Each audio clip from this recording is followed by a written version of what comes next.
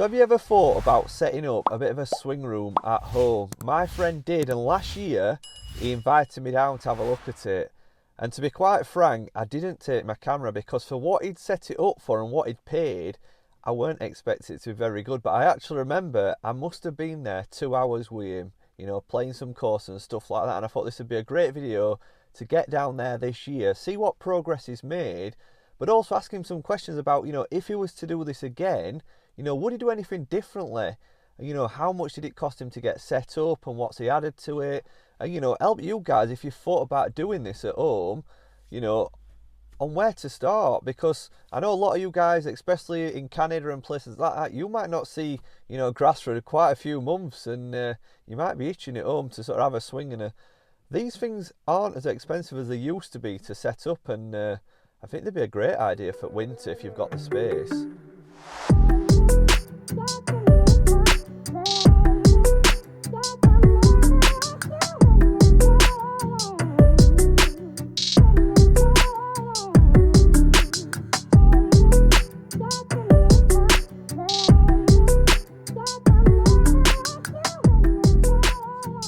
How you doing, Dan? You all right? Guys, good. Wow, you've made some changes, haven't you? It's coming along. So this is it, guys. This is Dan's little baby, isn't it? And you know, obviously, when I come down here last year, and you've got your SkyTrack and you've got your software. Initially, how much do you think you spent to set it up to get going? Because we had some right fun, didn't we? We did. Initially, I only had the net, didn't have a screen. So the net worked, because I know you got a budget one, didn't you? Yeah, just I mean, an actual netting. Yeah, I think it was £99. There weren't much to it. It was just a net, a bit of a mat, laptop, and the unit itself. So, you know, there weren't much to it. Just over £2,000 sort of thing. Just over £2,000 to get set with SkyTrack. Yeah. But obviously, I've come down now. You've got projector. You've got obviously this perfect screen, like we've got up at Huddersfield. I don't know what you call them. Is it a bit of a like high impact screen? Yeah, high impact screen. That was from Golf Beige. We popped these links in. So the screen, you say, were £300? I think £350 for the screen. £350. Yeah. And what about this sort of surround bit that you've got? I mean, that's just basically a few sheets from Dunelm Mills. Right. I didn't go for the enclosure because they just, to me, they're daft money. You know, like you're looking at like £1,200, and I'm like, do I need one? So that's where you've saved quite a lot of money, because to me that actually looks, I didn't realise, I thought they were actually golf specific. No, it's just some blankets. It's literally just some, I think Emma will tell you spent £60 on sheets from Dunelm, but they look alright. It does job. It doesn't look bad actually. So no. Come on then, let's talk about problems and what you've had. I'm going to get in here with camera. So you mentioned one of these to me off camera. If you've got one of these garages, guys, I mean, what height did you have before you did this little bit of a cutout here? So before, if you can see these beams that are in, if you call them beams, I mean, I'm no builder, but yeah, I had some at lower level, so obviously just to swing I needed to get rid of them. Like these ones here? Yeah. Now, I didn't think they were actually supporting anything. Yeah. So I decided just to rip them out and take them out as you do. Yeah. But then I quickly noticed that I think roof were moving. Right. So it started making a few cracks on wall. Wow. Luckily my dad's a builder, so I called him and said, can you stop my garage from falling down? Is that where he's put these ones in? Yeah, he's come and obviously just strengthened it up a bit. So I think that is something you've really got to be aware of, guys. If you've got these low beams, don't just cut them out, obviously. No, you don't want to need to garage up put some supports in a little bit higher up, like Dan's done. Yeah, and then anything else then? Let me get back on camera. I feel a bit left out here. Because I think the main point of today is, Dan, you know, I've got a lot of subscribers from Canada and places like that where probably aren't going to see grass for another 6 months. You know, they're probably getting a bit bored and twitchy at home. And I'm guessing, you know, even you guys in the UK, you sometimes think about these things in winter, don't you? That's sole purpose I did it originally, just because as much as I love golf, I'm not much of a winter golfer. And I think one of the big questions today is, if you were to start this again, having known what you know now, is there anything you might have done differently? Because obviously you only started with a mat, a net and a launch monitor, didn't you, which you paid just over $2,000 for the SkyTrack. Yeah, so obviously I added projector in and screen, which I think you actually sent me down that road. I think when you come, you just said it'd be much better, and I just thought, yeah, why not? I bought projector. I went for a full like 4K one, which I probably didn't need. Yeah. And also in hindsight, I probably should have got what they call a short throw one. Right. It just means I could have mounted it up there. I was surprised at how much you spent on this projector. Yeah, I mean, it were £1,000, so you can definitely cut half of that cost if you didn't want to So you said if you were going to do this again, you'd have specifically searched for what do you call it, a short throw. Short throw one, yeah. It just means you don't. That one you have to mount at a certain distance. Yeah. The short throw ones you can have much closer. And you could have got one a lot cheaper. I could have done. I could have also probably got a second-hand one. And what Dan mentioned to me just before I came down today is he went for 4K like we would, thinking, oh, 4K it's going to be better, and actually you'd have been better with maybe a 1080, wouldn't you? You'd have saved a fortune. Yeah, well, it's not that. I mean, the laptop I bought, it was just a second-hand one. It's half decent, but it don't really run the golf games in 4K, so therefore it's just it's not really worth it.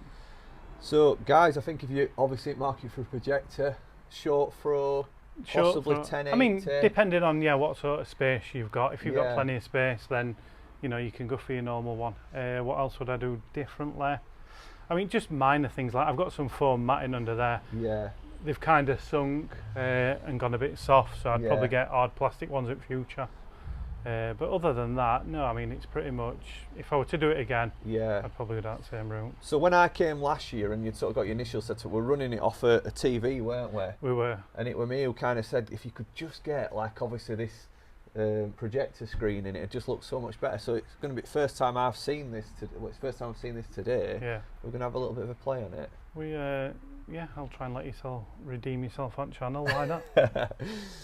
So we're going to start by just showing a little bit of the improvement software on the SkyTrack. Firstly, a bit of the driving range, a bit of how we can sort of do distance gapping and stuff like that. And I think we'll come back and obviously have a round down. When snow's on ground, when we can't get out and play, we'll come back and have a proper round in here. But firstly, I'd just like to show you the setup down here, because I think that's kind of impressive. It's got like a little bit of a light, hasn't it, where to place the ball. Yeah, ball needs to be somewhere within the vicinity of the red dot, obviously. I like that. I think that's even better than what we've got. We've got GC2 quad, and if you've travelled with them guys, you'll know you just put the ball down and you've got to be in sort of a bit of an area. But that makes it so clear on where you need to put the ball.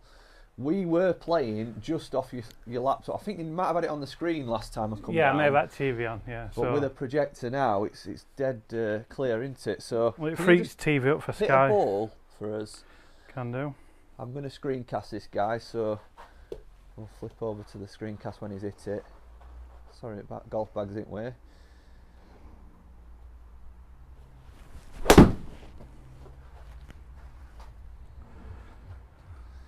That's about right. Hold on a minute. And distance-wise, yep. Let me have a go. I mean, I want to see how accurate this is. I'm going to actually hit my own here. That shows. I'm going to wait. I'm going to even get my glove out. I don't want to get in trouble. I'm going to say that one were a bit of a misread. You don't half hit a ball. Do you have to set it up for what club you're hitting, or does it really? No, so not on. I'll show you some other aspects to it, but no, not just on driving range. No. So this is a 54. I reckon this is going to go between 105 and 120. Obviously, I'm not loose, so it might just go sort of right 100 at first.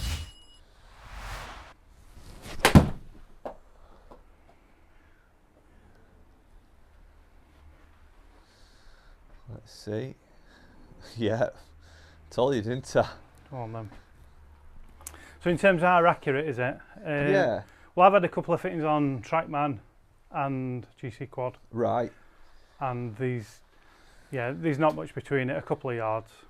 And do you think stronger or weaker or? No, it's just a variance, either higher or lower. There's no specific. And how's your game improved since having this on, or having this setup? Sorry. Well, I think you've seen that, haven't you?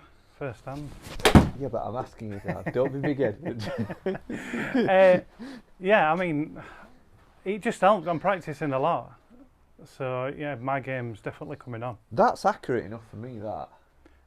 It is, I would say, honestly, it's within, I think it states something like within 5 to 7 yards. Because I know I hit this, about 100 yards, and then if I really want, I'm going to put, obviously, a really full swing on it now. It should go up to about 120.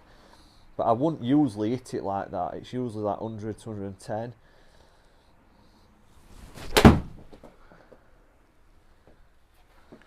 That might go about 120 now. He's actually pulled it. Yeah, I pulled it a little bit, so it's gone a bit further, but it is, isn't it? I mean, it's quite clear to see. It's accurate, and I mean, even with shot shaping, I can go on and try and draw little cut. Come on then, big boy, get driver out. driver straight away. Or what other exercises do you use on this? Is there anything for like distance gapping? There is. So another thing, if we just go through it. Yeah. So there's something called shot optimiser. Right. So if you were to get your 7-iron, Yeah. you can select your club. So go on, you hit your 7-iron. Wow, what's it going to do? So what it does, you select your club and it sort of pre-populates a load of data, Right. which is saying that you should be hitting with that club. So I nearly forgot to put it on spot. Using Callaway Chrome Soft. It's whatever you sell me. Right. Is it ready to hit then? It's ready. That didn't feel the best swing. So how far would you usually hit your 7-iron? Yeah. God, with that swing, I don't know, 165. I mean, yeah, that ball speed is low. Yeah. But if you look at data that you've got in front of you now, Right. so it's showing you height, it's showing you offline, Yeah. it's showing you your launch angle. Can you see how your launch angle's in green? Right, yeah. Your spin is what it's saying is not in its sort of So optimal. it's too high then? No, it's too low. It's in red, 5.2. Oh, yeah, I see, yeah. Because obviously you'd want your 7-iron, wouldn't you, around Yeah. 6 or 7,000. Sorry, yeah, we're looking at the wrong number, yeah. It's fine. And then you've got your descent angle. So because you probably, I don't know, fatted it or whatever it was. Yeah. Obviously that's why it's a bit low on spin. Let So me if you're hit trying to hit one another, then. So that might suggest if I were to hit a lot of balls and that I kept being low Yep. on the amount of spin, then I might need to get something a bit more sort of a shaft that's going to create a bit more. Yeah, So you cool. it's actually pretty useful for fitting, then, isn't it it? is. You could actually. And like I said, I were on TrackMan recently. Yeah. Just purely I wanted to compare numbers, and there were only a couple of 100 RPM spin That's difference between the interesting. two.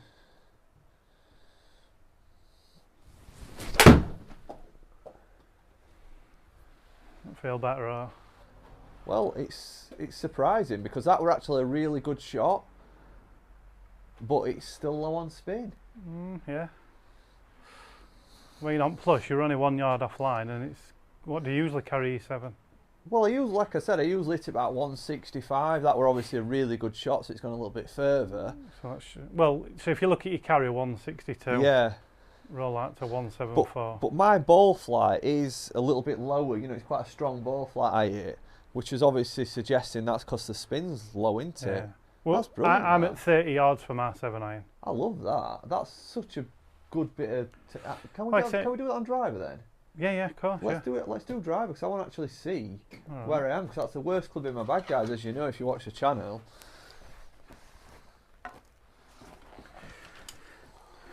You just want to drive off, don't you? No, I just really because this is obviously it's not optimised for distance, as you know. This is a PXG. I'll put some Yep. close in what I bought from PXG, obviously on sale. It weren't fitted for me, and I've not really ever looked at where it is, sort of numbers wise. There's various tees down there. I don't know what Is size or whatever you want. It's. I came to sort of show you about this. And now it's turning into Now a it's smash turned it into driver. custom fitting. Sorry about that, guys. Just bear with us a second. You might want to stay for this, or you might not want to, but it's still a good opportunity to miss.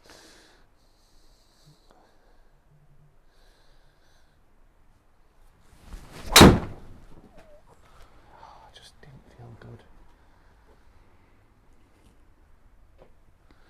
What were your ball speed? 154. Well, spin's lower than I expected. Launch is lower than I expected. It did look low on screen. Yeah, but let me hit another couple before I judge.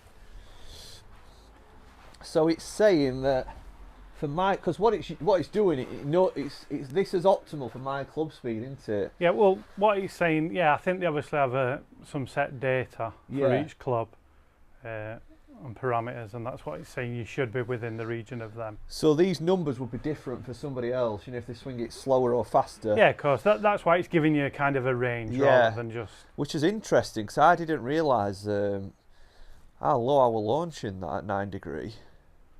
I mean, would you usually tee it higher than that? That is quite a No, low. I think No? pretty much like that. Come on then, let's have a go then. How far did it go? Carried 250.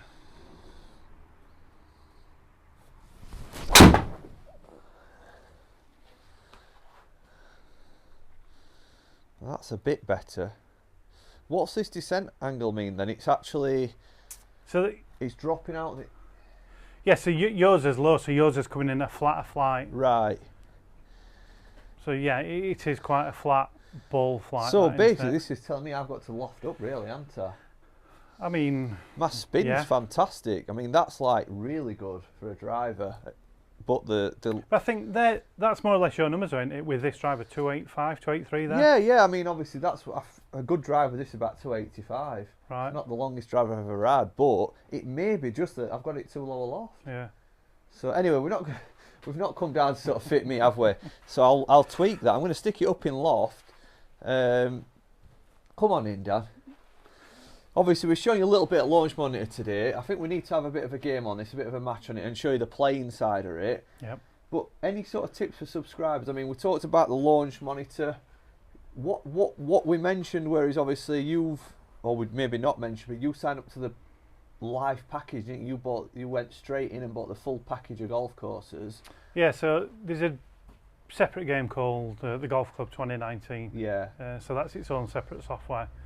I think, as we were saying, it is quite costly if you want to buy it one off. Yeah. I think annually, if you want to buy it, something like £300.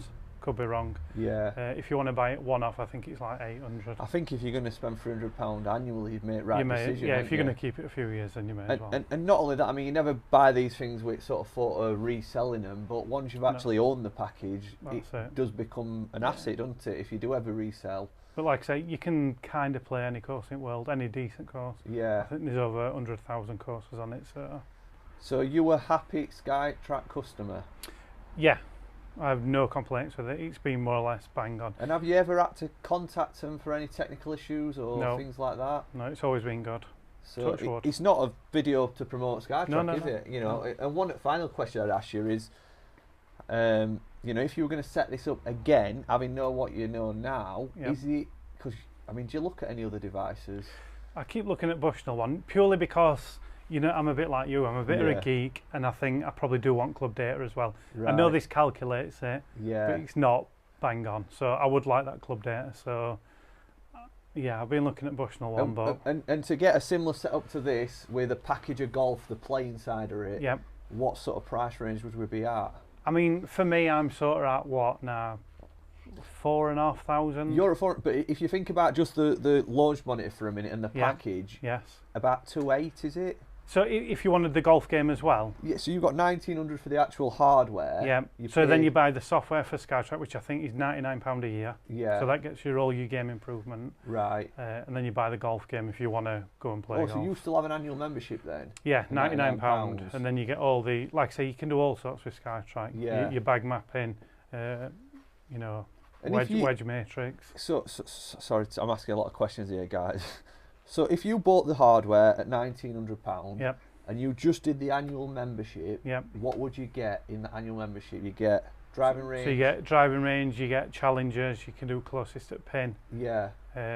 You get bag mapping, wedge matrix. And when you say challenges, do you mean against other SkyTrack No, owners? it's purely just you on this. You on this. Yeah. And then when you buy the full package, you know, obviously you bought into the package, you're not subscribed to it. Yeah. What then is your additionals? So additionally, I just paid a one-off, so I'm sure it were £800. And in that 800, what did you get? You get the golf club game. It's called the golf club. Right, so that's got all the 20. Golf courses. So that's just your golf game. It's separate to this. It's a separate game. Right. So, but obviously you need SkyTrack to run it. So it sounds to me then like you're about 2,700, 2,800 in. Yeah. But to get the Bushnell would be for the same sort of package. Yeah, I mean, into that? The Bushnell's more just for the unit, and their software it's like 3.5 to 3.9. So it is quite a big jump. And would that have as much golf on it? No, you don't get as many golf courses. Right. So no, that is the only downside. But as I said, so okay then. I'm sorry to put you on the spot here, but you've got to make a choice. Yep. You can upgrade into the Bushnell for the additional cost, or you can stick with your Sky Caddy. Your SkyTrack, sorry. I don't know. Obviously, you're going to lose a lot of the playing side of it, aren't you? I would lose the fun and playing the golf courses, which that's all it is really. It's so fun. What's most important to you? I use it as like a practice aid, so I'd want that club data. Would you? Yeah. So you would upgrade then? Probably, yeah. So I think to conclude on that, if you're looking at a launch monitor for club data, practicing, if you're somebody really aspiring to come down, Yep. are we going to say Bushnell? You'd look towards that. I mean, SkyTrack will still serve 99% of people. Like say, you've got your ball there. Yeah. It's accurate. It's only a few yards off track man and all the rest of it. You get the odd misread or miss shot, but ultimately for money, it's great value. Oh, I know it is, Yeah. but you've got to make a decision between if one of these subscribers. I mean, yeah, if you're a diehard and you want Yeah. club data and you want that real accuracy, Yeah. then it's got a bit Bushnell on and it. if you and what about playing then?